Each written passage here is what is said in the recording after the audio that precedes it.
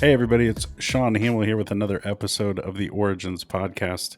Today I have Ryan Vett on the show. Ryan, you have multiple titles, my friend. I looked at your website before the show started. You've got entrepreneur, author, speaker, obviously, business owner, North Carolinian. Is that what they call you guys, North Carolinians? I Is that how you say guess. that? We'll go North with it. Yeah, we'll go with Carolinans? it. Yeah, man, thank you so much for being on. Well, thanks for having me, Sean. I'm excited to be here.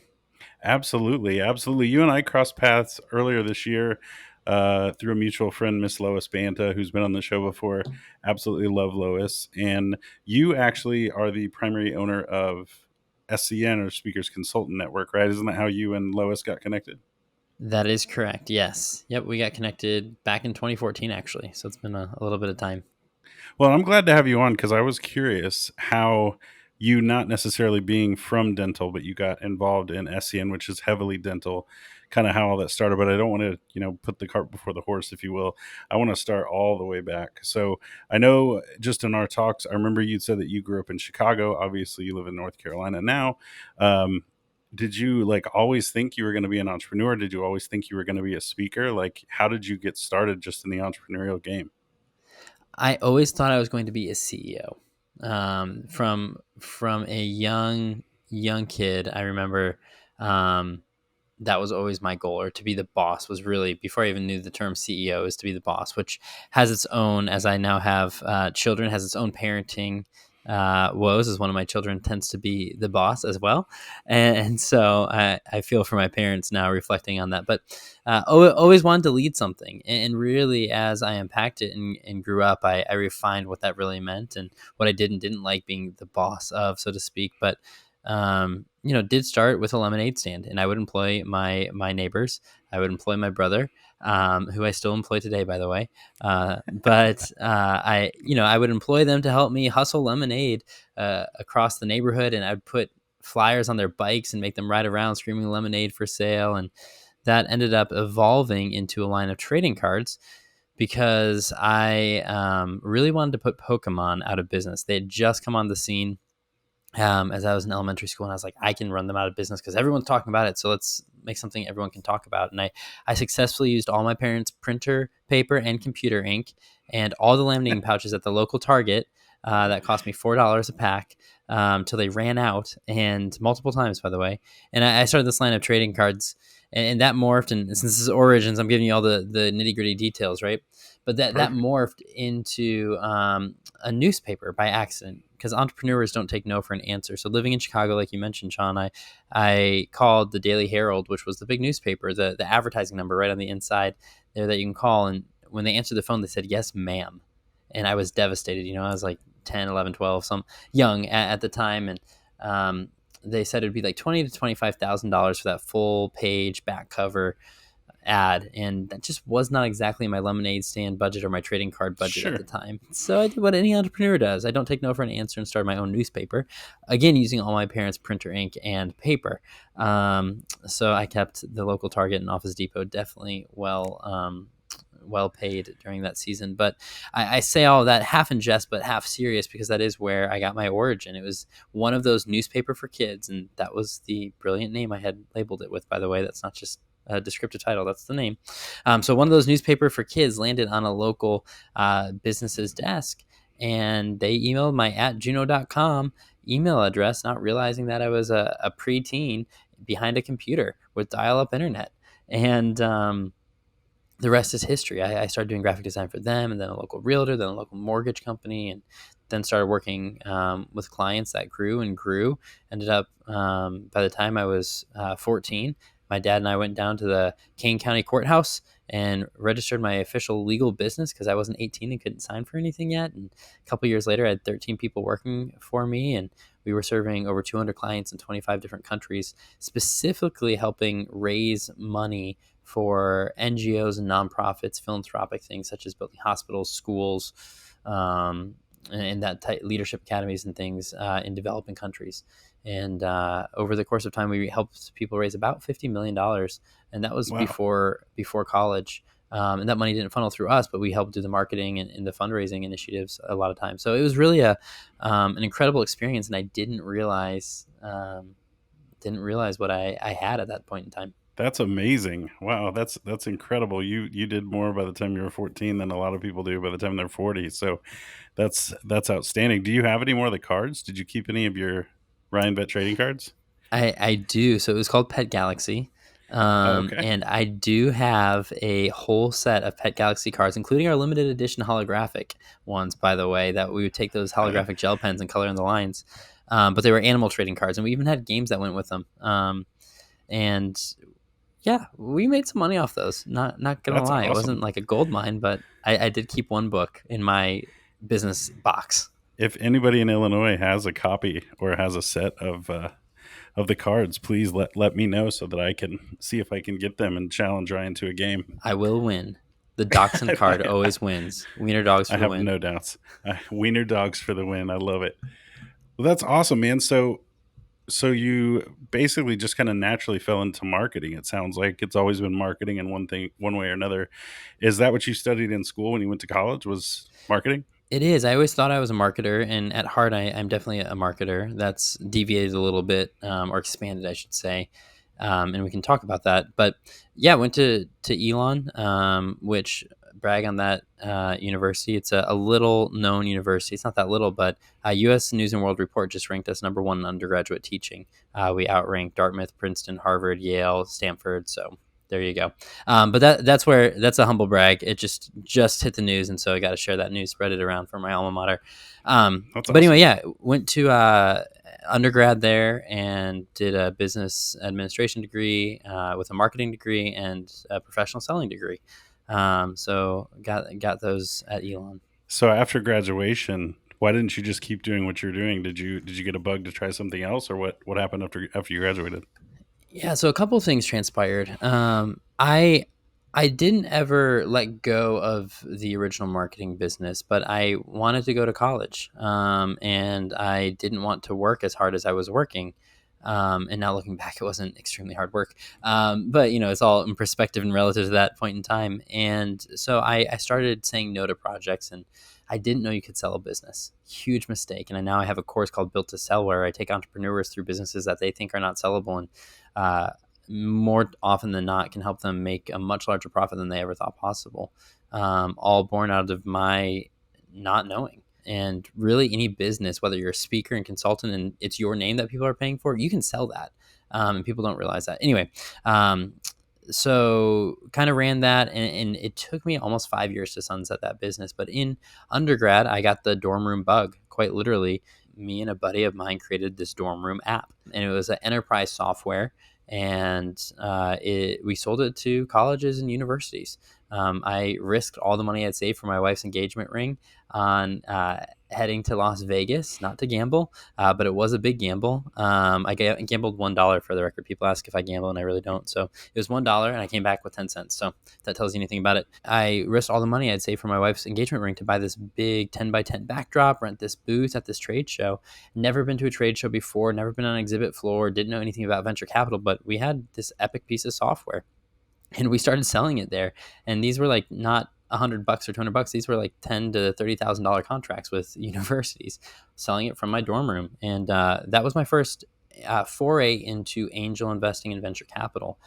We started having investors come ask us. We had M&A conversations, and I promise you, that company probably would have been the most successful had it been 10 years later. Not because Mm-hmm. it wasn't ready, but because I wasn't ready, and I didn't know what Mm-hmm. I didn't know. And one thing led to another. We sat at what we thought was the final acquisition signing. My partner and I, co-founder, and it was them saying, you know what, we're no longer interested. So totally rocked our world in a really hard Mm-hmm. learning lesson. And so we let that company that was profitable run straight into the ground because we had lost interest and had refused to take help that we should have probably taken. So, but that was my foray into venture capital and angel investing. And from there, I ended up starting another little thing that sold before it even got off the ground, which was a huge win, quick win.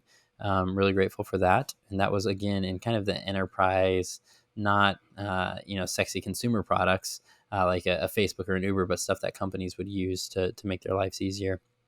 then after that exit, I had the opportunity to go to a startup, which is how I fell into dental.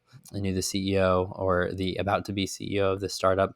It hadn't started yet. And he said, "Hey, I've seen what you've done with some of this enterprise marketing, which isn't attractive, right? Trying to create a complex thing and make it simple isn't always easy. And we have this medical device and it's ridiculously complex. No one's heard of the process or anything behind it. We want to hire you as one of our founding executives to make this thing attractive to anybody and understandable." So it was a big challenge, big undertaking. It was the first venture backed company I was a part of, and ended up taking that role as kind of their founding team, and grew that and That's brought it to awesome. market. Yeah, and the market we first brought it into was dental. And that's just kind of where you decided to stay and hang out. Is that where you? Is that how you met Lois and that whole crew? Is was just being in the dental world? Yeah, so I we launched into dental, and we were a partner with Speaking Consulting Network our very first year out of the gate. We went Mm. to SCN, and it was the single best investment we had ever made. It was because of that organization and partnering with them throughout the year that we amplified our message literally overnight, and kind of went from zero to $1 million in revenue radically, in a very alarmingly quick rate for a medical device, right? Medical device and pharma product. So that Hmm. was really cool. That's how I found out about SCN. I'd been a part of National Speakers Association, so a little gap in the story that I didn't mention because of the earlier success and having the marketing company. I did a lot of speaking, small scale speaking, every once in a while, a little bit bigger, whether it was to colleges or to high schools, to DECA chapters, to FBLA chapters, whatever it was. A lot of local real estate chapters, don't know why, Hmm. but happened to get into that circuit early on in like 2007, 2008, joined National Speakers Association. So I'd always been speaking all throughout that journey, if you will, if you can't tell with my long answers. Um, and No, it's awesome. yeah, and so anyway, that SCN like hit home. I was like, these are my people, but they're in a specific industry. I was with that startup for several years, and then ended up going to a sister company that needed some help with my skill set, and some of the board had a similar makeup, so they moved me from one company to another, and that wasn't in dental at all, actually. Hmm. Um, so spent several years outside of dental, launched my own startup, which had an arm in dental and some arms outside of dental. Ended up selling that one in 2020. And obviously, that's a very abridged version of almost a decade there.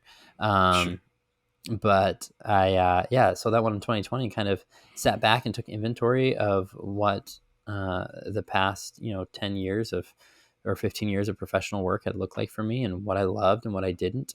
And as my wife and I were talking, it was really focusing on, the things that brought most joy. Speaking and coaching were among those. And around that same time, by the way, important side note, my wife is a dentist. That just so Oh, happened okay. to be Yeah, that intertwined in the works. story. Yeah. Yeah, nothing to do with me going to that company that focused in dental, but part of the reason why I fell in love with that. Um, so anyway, so she and I were talking, and kind of took it easy at the beginning of 2021. Obviously, 2020 was a crazy year for everybody for different Hmm. reasons. Hmm. And I have a couple coffee shops and wine bars, and so those were extremely bumpy during 2020 and into 2021, and wanted to focus on those, focus really on people, which was one of my core passions from the beginning. And then Lois asked me to keynote at their 25th anniversary. And I was the closing keynote for SCN's 2020 or 25th anniversary in 2021. And that kind of got me re-involved in SCN. I was already reconnected to speaking to NSA, National Speakers Association, but that keynote was like, okay, I love these people, I love this industry. Let's see what's going on.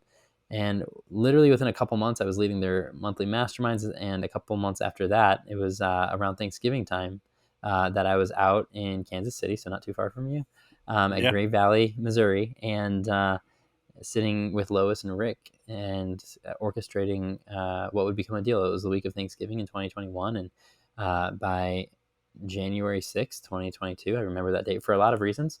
We signed the paperwork, and the deal was done, and it was a historic day. Um, yes, pun intended. So that was our. But yeah, that was our kind of journey to SCN into that particular moment. Well, and it's, obviously being a new SEN member. I'm in my third month, I think, fourth month. Heard of it, obviously. Lois, I know Lois. We live 15 minutes apart. Um, it is really impressive, the pedigree of the people that are in the group. Um, it definitely lives up to its name in terms of Mm. just the quality that's in there, the thought leadership that's in there, the conversations that are happening. Anybody listening that wants to speak or has a desire to speak, or even if you're kind of forced to be a speaker, which a lot of people in dental are, Yep. highly recommend SEN. Not getting paid or anything like that to endorse SEN, just as someone who's a member. It definitely has exceeded my expectations just in terms of what the membership is, because a lot of the, shouldn't say a lot, but I've been a part of things where you pay for the membership and it looks cool right on your profile, but there's not a lot of Right. substance in being a member. The masterminds, the evenings sitting on Zoom, just kind of hanging out with everybody, has been a ton of fun so far. So, Awesome. cannot endorse or recommend SEN enough, man. It's really Well, cool what you thank you. guys are building and continue to build. Well, thank you. I appreciate that. Oh, of course, of course. I'm a fan. So what are you up to now? I know you've got the marketing agency to a degree still. You're into video. You've got, is it Oak House? Is that the name of your wine bar? Okay. It's So one you've of them. got Yep. Okay, so you got that going. I mean, how do you do it all? I think that's a question I get asked, or I realize a lot, is time management for busy entrepreneurs, dentists that own multiple practices, dentists that have multiple interests. Take us on kind of a typical day, and maybe if you have any insights or things on how to effectively lead or manage multiple companies, anything you can share in that vein would be awesome.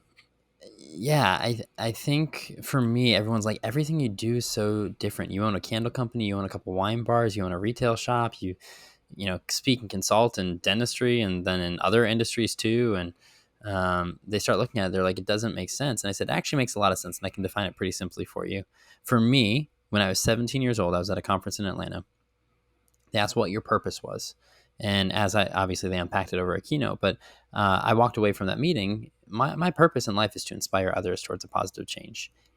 There was one company in that series that I jumped over very quickly, that I didn't do that, and I didn't last very long. It was horrible. It was the most miserable time ever. But everything else that I do is to inspire others towards a positive change. And then the second part of that is while creating experiences worth sharing. Every single day we're creating experiences, and most of us have met experiences, right? Where you go get coffee and you don't think much of it. It wasn't good, it wasn't bad. It's just you got coffee. It's like going to Waffle House. You know exactly what you're getting when you go to Waffle House, and very rarely do you share that you went to Waffle House because it didn't exceed or it didn't. It wasn't lower than your expectations either. It was exactly what you expected, and so those two things kind of go through everything that I do, from the coffee shops and wine bars. It makes a lot of sense. The video production company that I purchased earlier this year, it's all about creating positive experiences for the brands and the stories that we tell.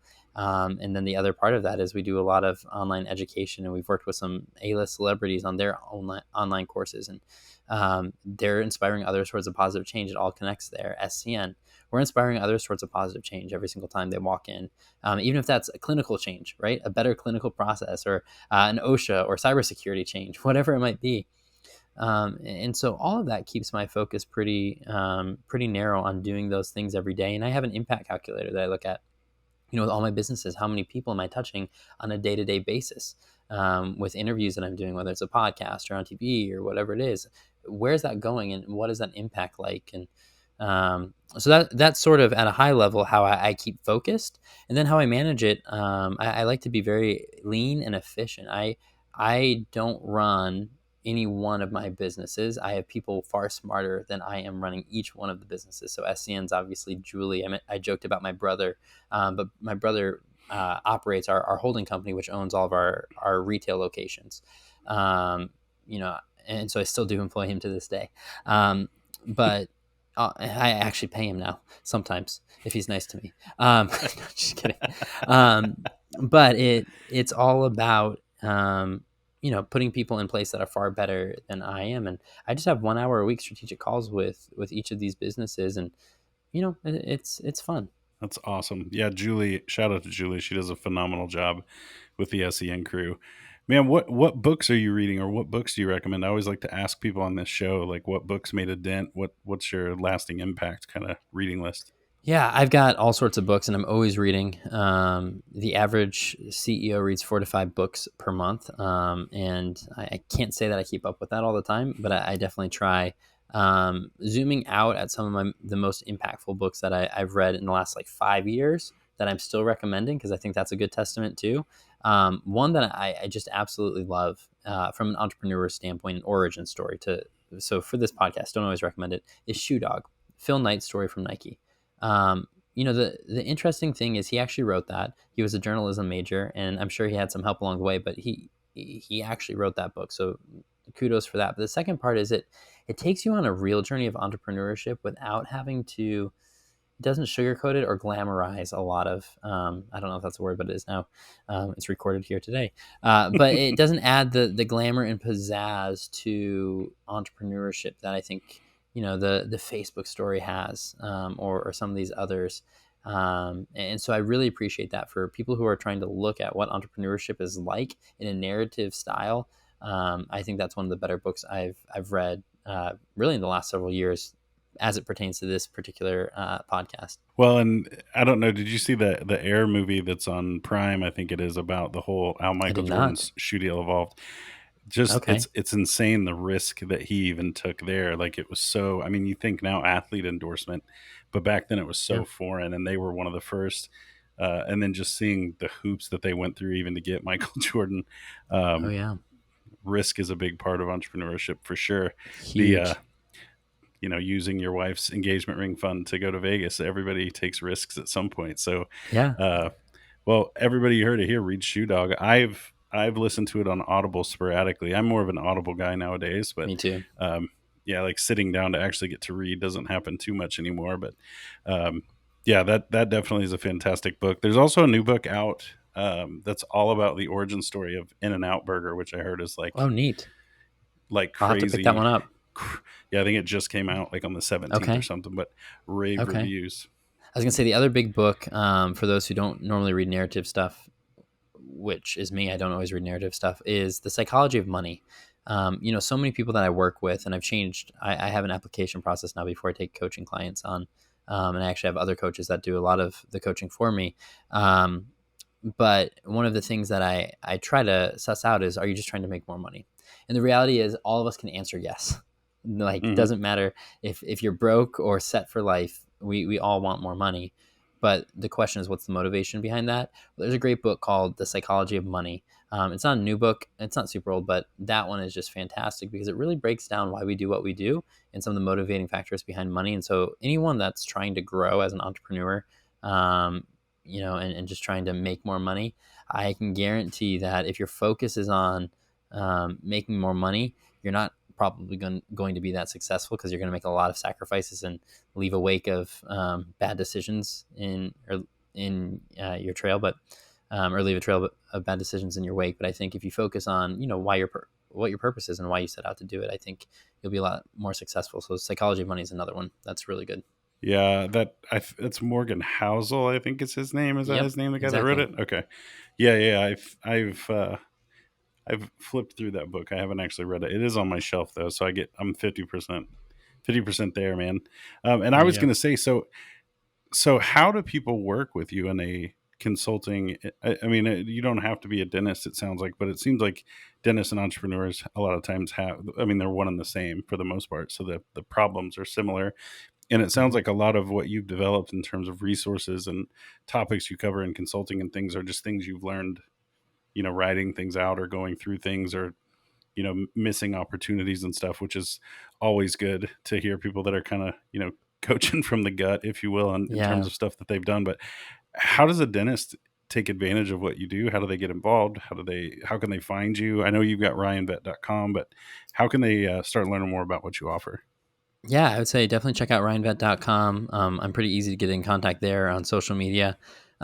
Starting in 2024, I'm actually opening my coaching program up. I've been training coaches for the last half of this year, and so I will open that to more people, and not be quite as selective. But you still have to hit some minimum thresholds. I don't do coaching today in dentistry.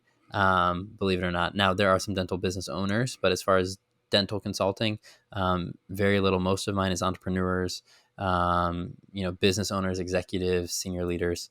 And it's really talking about how do you build. For me, it's a 3-part program. The first one's built to thrive. How do you build a life that's thriving? And it goes into the things that I had to learn the hard way. But really, once I sat back and looked at it, had I figured some of these things out earlier about personally why I do what I do, I would have, I can tell you decisions I made that I would now make differently that would have changed course. The second one's built to scale. How do you work smarter, not harder? Simple version of that. And I think that's the question that everyone wants to ask. How can I say, I don't want to have to do this thing anymore? And looking at the opportunity cost there. And the final one is built to sell. And how do I take what I have and sell that? Whether that is, whether you're an executive out of Fortune 500 and you're not selling that company, but you're selling maybe your skills, or maybe you are a small business owner and you're trying to sell that company and get an acquisition or an exit. So those are the kind of the 3 main programs that I work people through, and we have a fun time, and the aha moments that come out of it are really transformative, and it's fun to be a part and watch people's stories just really change and transform their lives and their families' lives. That is awesome, man. And real quick before we sign off, tell us about the SCN annual event that's coming up in 2024. How people can get registered, what's going to happen, all that good stuff. Yeah, so Speaking Consulting Network has 13 events a year. Only one is available to the general public, and we do that on purpose because our organization is about enriching and equipping thought leaders, and so we want to have the best thought leaders in our organization. We have a high barrier to entry, and we also invest heavily in making sure our people are equipped well.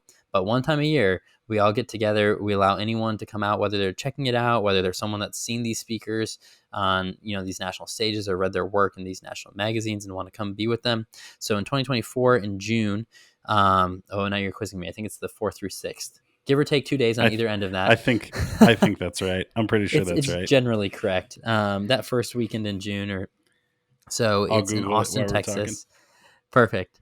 Austin, Texas, and we have some great speakers. It's all about the building blocks of your business. So whether you're a speaker and consultant, or you're a dentist or a practice owner, or you own a business in dentistry, great opportunity to come.